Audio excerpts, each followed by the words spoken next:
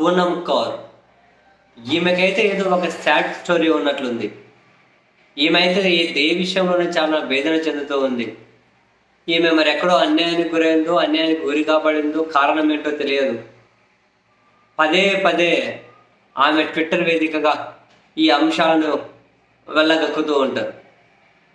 అని ఈ మధ్య నేరుగా త్రివిక్రమ్ శ్రీనివాస్ పేరు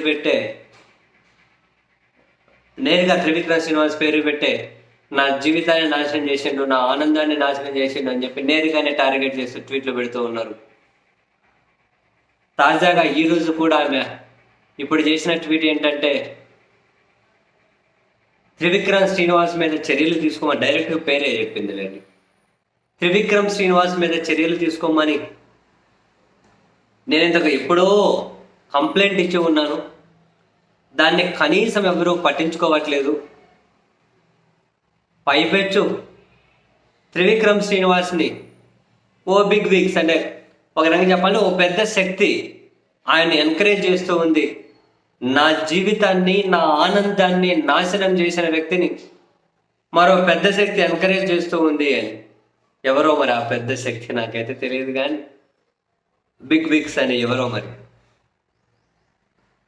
ఆ బిగ్ విగ్స్ త్రివిక్రమ్ శ్రీనివాస్ని ఎంకరేజ్ చేస్తూ ఉన్నారట. కంప్లైంట్ ఎప్పుడూ ఇచ్చినా కూడా చర్యలు తీసుకోలేదు అంటూ ఉన్నారు. మరి ఇంకోసారి కంప్లైంట్ ఇవ్వచ్చు కదా, మేము వెళ్ళి ఏమన్యాయం జరిగిందో మరో రూపంలో న్యాయ పోరాటం చేయొచ్చు కదా.